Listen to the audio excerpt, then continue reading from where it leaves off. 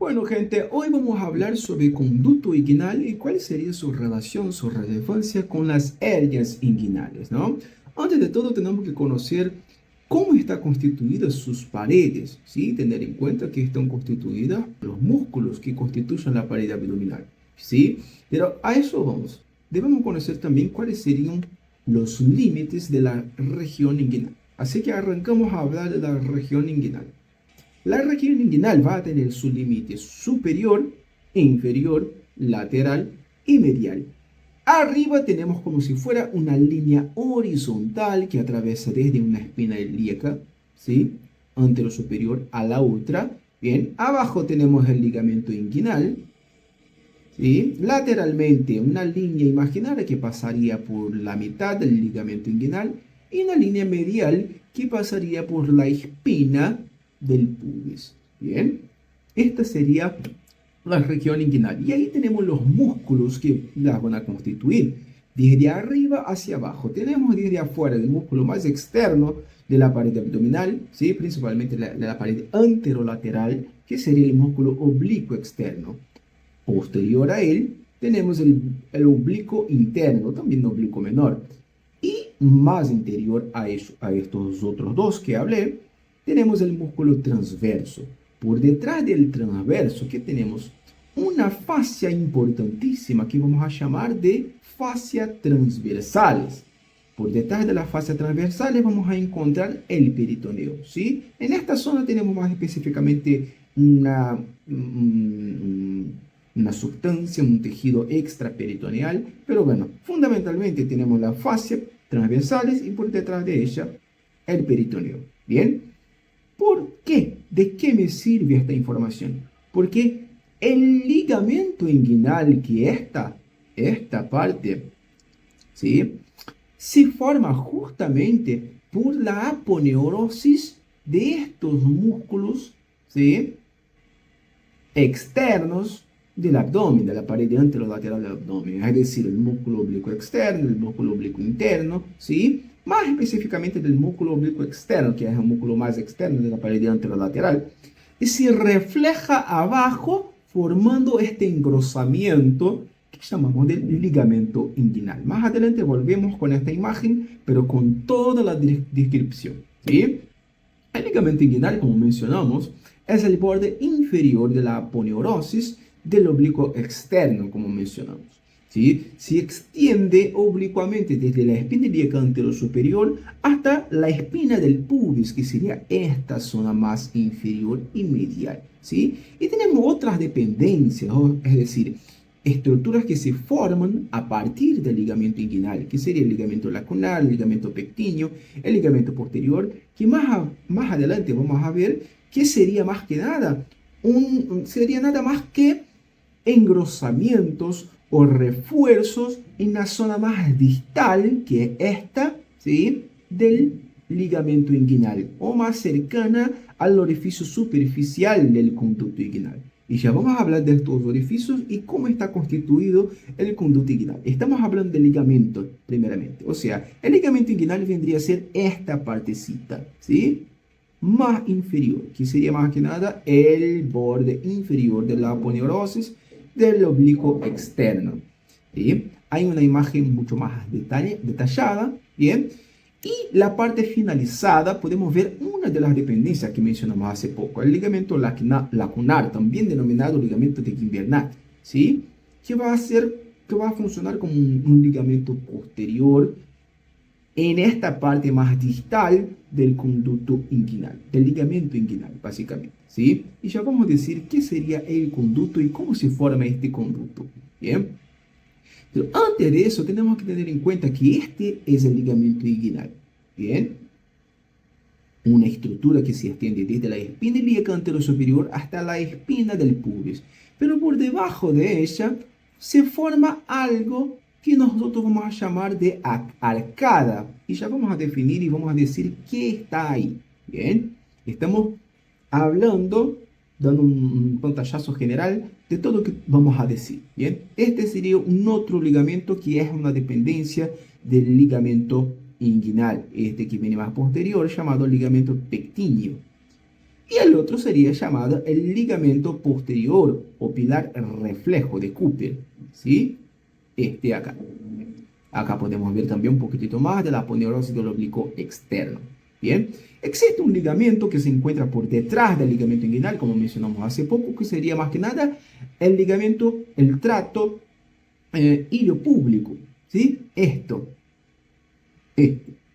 Bien, también denominada cintilla iliopubiana de Thompson. Bien, ahí está ahí. Bien, sería más que nada una dependencia más posterior, pero de las fascias transversales y no del ligamento inguinal. No sé si se puede hacer una pregunta de mesa, pero bueno. Dependencia del ligamento inguinal es los ligamentos que mencionamos hace poco. Bien, el ligamento pequeño, el ligamento de Cooper, Kibernat, bien, estos. El tracto iliopúblico es una dependencia de la fascias transversales. Bien. Arcada femoral, que es lo que estábamos diciendo. La arcada femoral vendría a ser justamente el espacio que está por debajo del ligamento inguinal que permite el paso de estructuras, comunica la cavidad pelviana con la cavidad pélvica. Bien, es decir, definiendo bonitito, así, lindito, ¿qué podemos decir? Que el espacio comprende entre el ligamento inguinal por arriba y el borde anterior del coxal. Bien, en estas estructuras, ¿qué vamos a ver?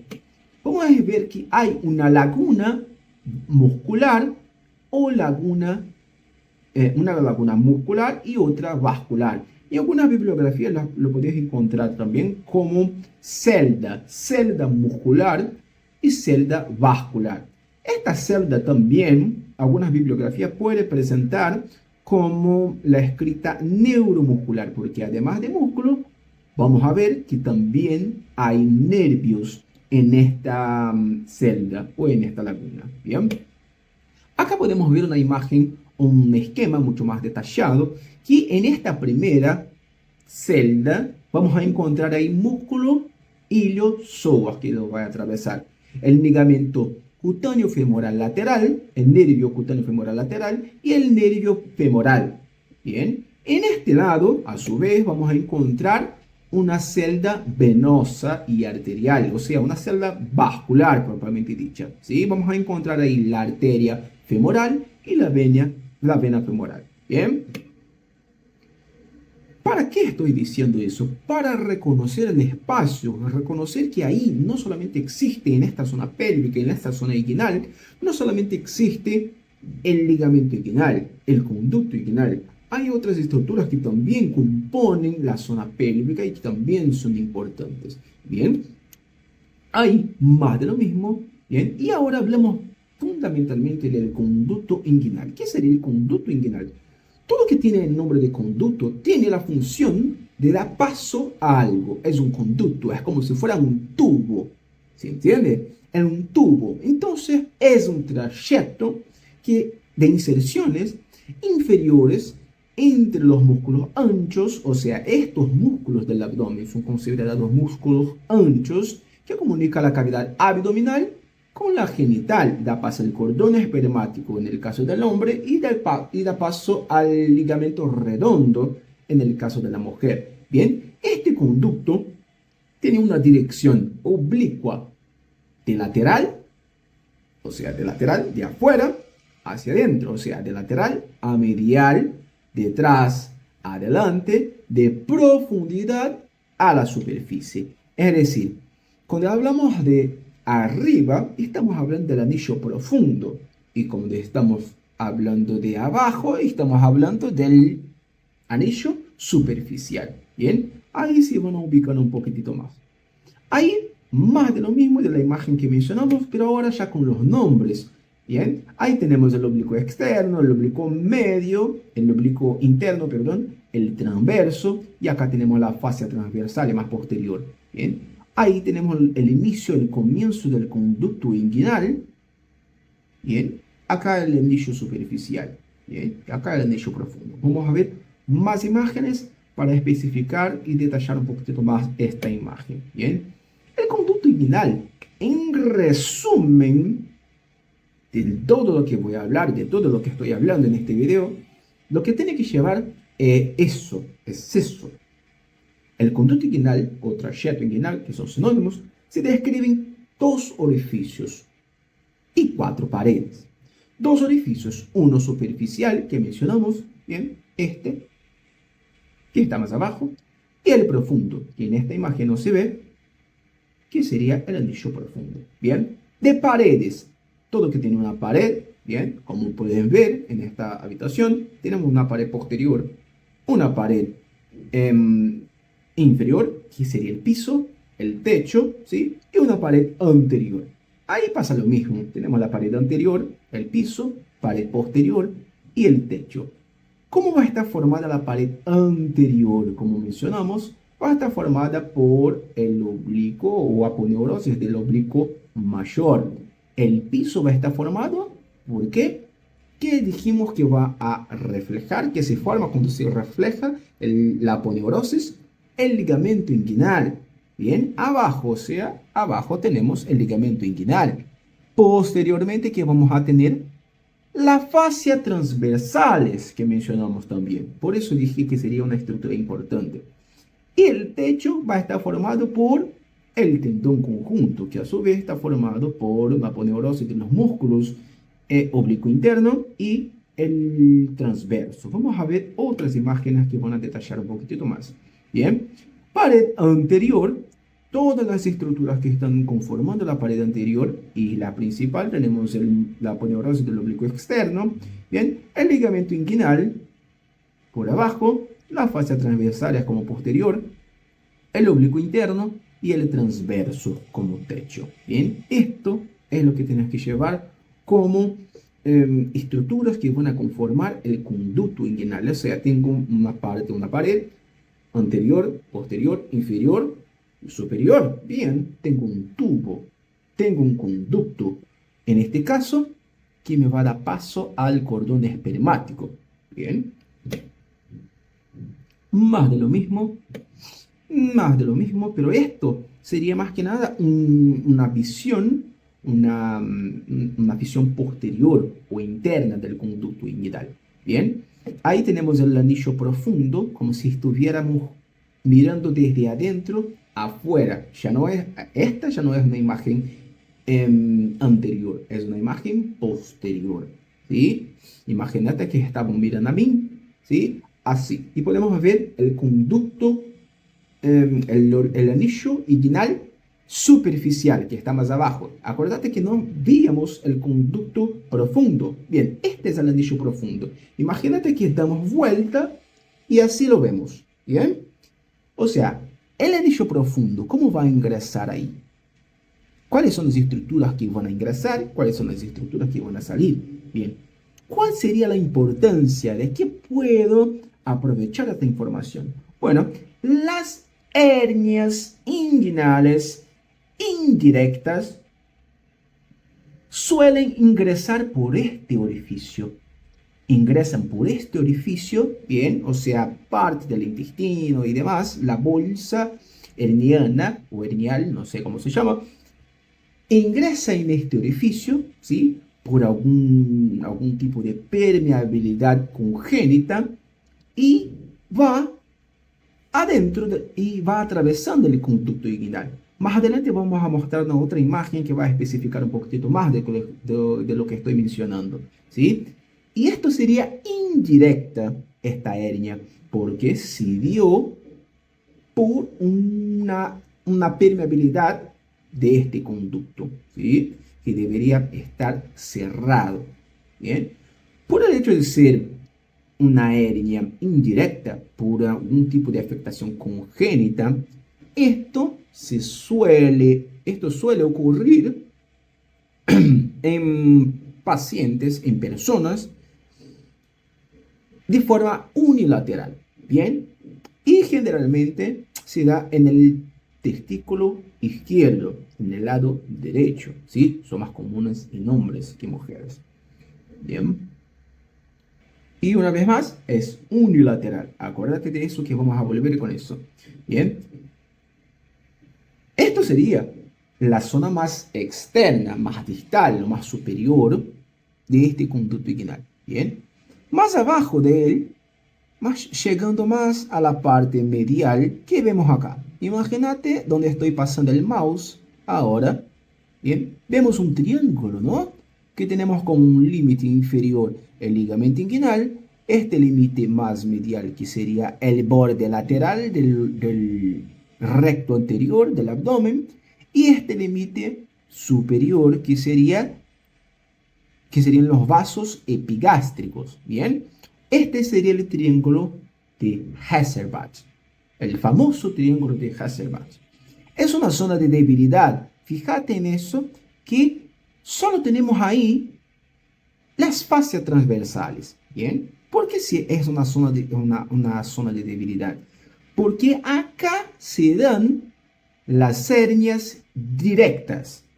Acá se dan las hernias directas. ¿Por qué? Porque las hernias directas están relacionadas con factores que disminuyen la resistencia del colágeno y dejan las fibras musculares más laxas y permiten el paso de estructuras desde la cavidad abdominal a esta zona, ¿sí? Atraviesan la pared abdominal, pero por esta zona, porque es una zona de debilidad.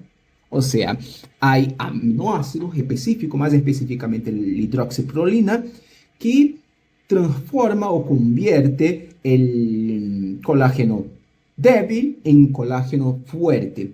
Y al haber una deficiencia de este aminoácido, el colágeno no es fuerte, deja la pared débil, proporcionando o favoreciendo el desarrollo de hernias inguinales directas en estas zonas, ¿sí? Y a diferencia de la otra, no es de origen congénita. Esta es de origen de la pared, debilidad de la pared. Por eso, puede que no suelen ser unilaterales como la otra, ¿bien? Pueden ser bilaterales. ¿Por qué? No se trata de una invaginación de una hernia que ingresó o se introdujo en el orificio inguinal profundo, sino que atravesó la pared propiamente dicha. Esto nos lleva a pensar también en otros criterios de diagnósticos clínicos para las hernias inguinales, es decir, la edad de los pacientes que suelen presentar este tipo de hernia, que son las indirectas que van a atravesar este conducto, son más jóvenes, ¿sí? Son pacientes que suelen tener alrededor de los 15 a sus 25, 30 años de edad, mientras que una debilidad de la pared generalmente puede darse en pacientes o en personas con más de 40 años debido a distintos esfuerzos o debido a otros tipos de patologías abdominales. Bien, más de lo mismo, acá encontramos el triángulo de Hasselbalch, una otra imagen, bien, y los límites correspondientes a arteria epigástrica inferior, borde lateral del recto anterior y el ligamento inguinal, como mencionamos.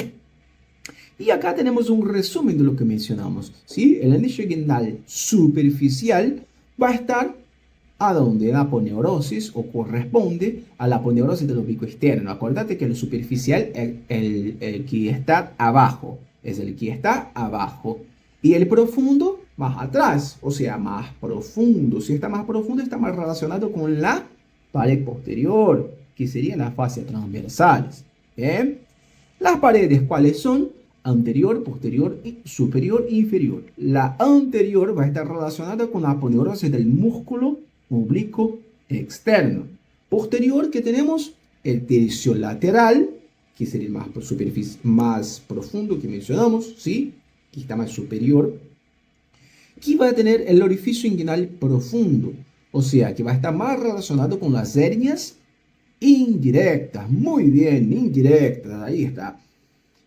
Tercio intermedio es donde vamos a encontrar el triángulo de Hasselbalch. Muy bien, ahí está, el triángulo de Hasselbalch sería una zona de debilidad donde pueden ocurrir las hernias inguinales directas. Muy bien, por debilidad de la pared. Ahí está.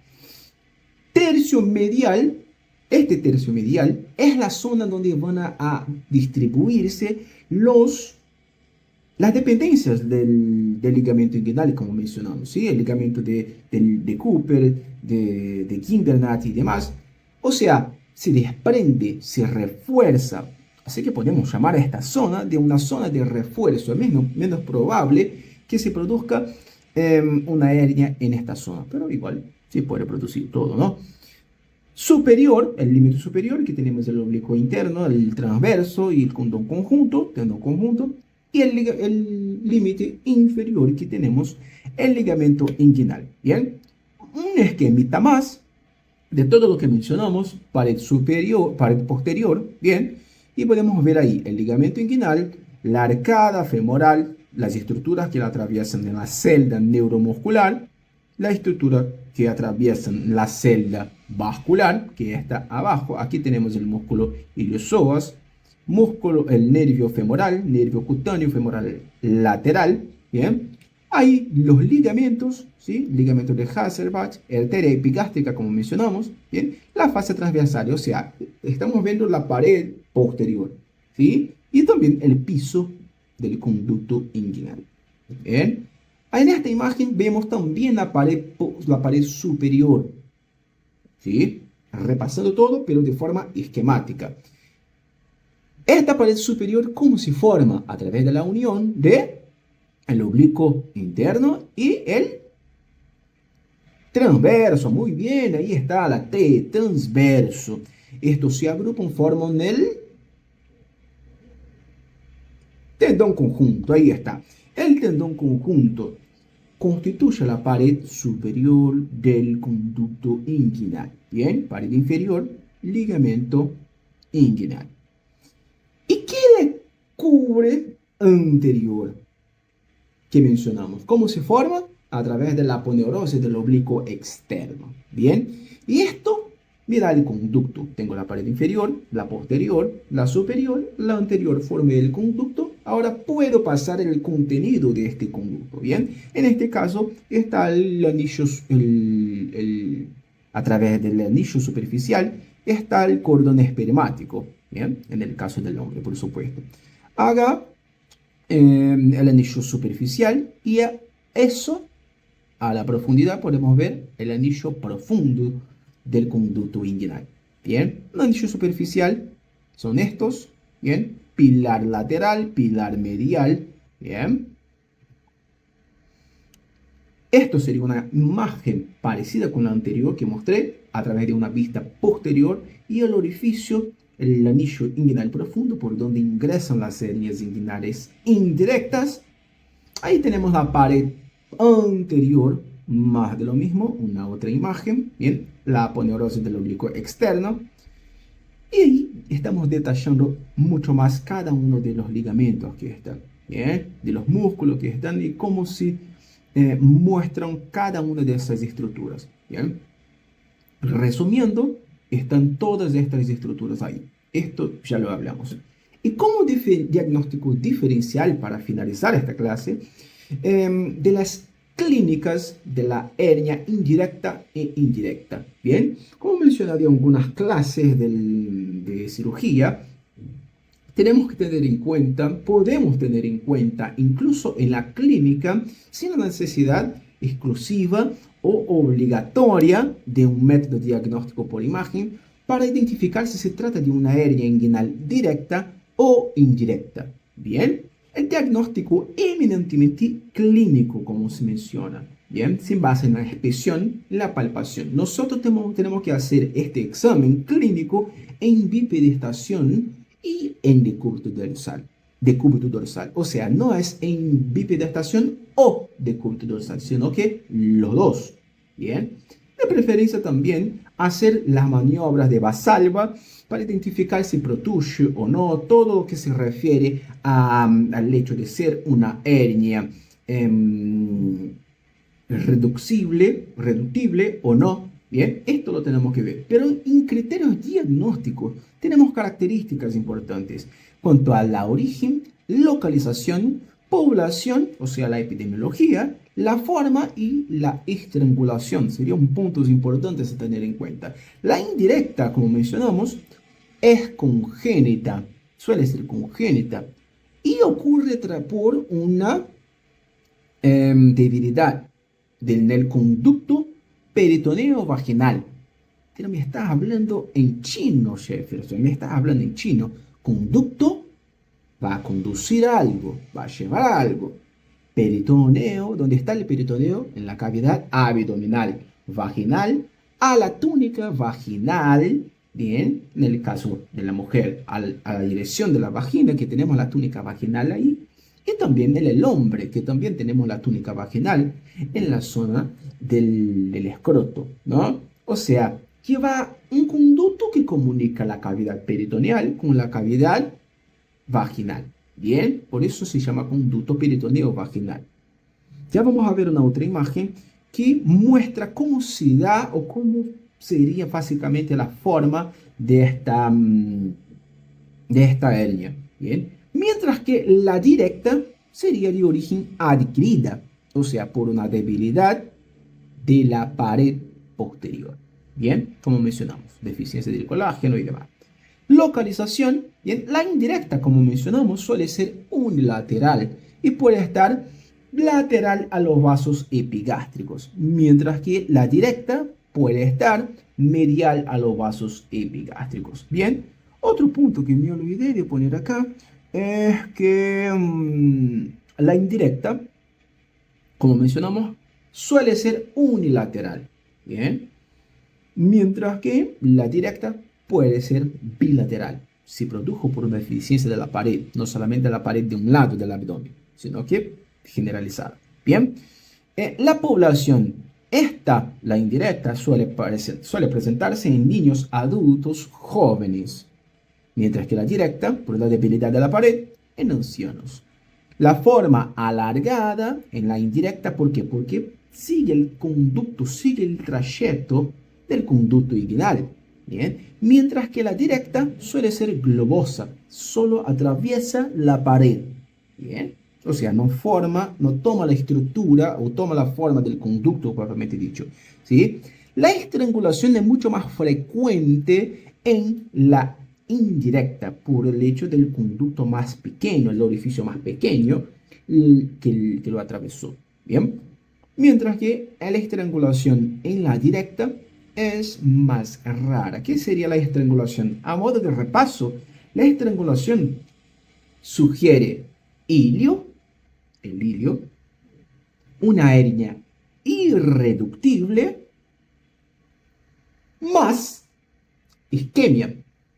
Bien, tenemos las características de las hernias irreductibles. Si es irreductible, ¿sí?, puede convertirse en una hernia atascada, o sea, puede llevar ilio, pero todavía mantiene su vasculatura.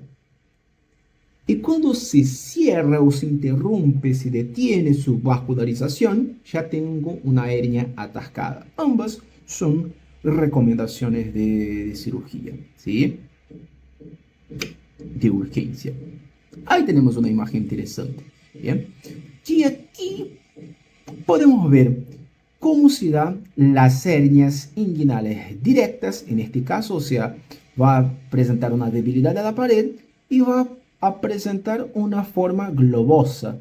Se puede percibir por el globo que se forma. Bien, mientras que una hernia indirecta ingresa por el conducto o orificio inguinal profundo, bien, y toma esta forma del conducto. Y algunas bibliografías las dicen también que tiene una forma piriforme. Bien, estuvo muy larga esta clase, pero bueno, hasta aquí quedamos, chicos. Esto sería más que nada. Espero que les sirva. Un abrazo.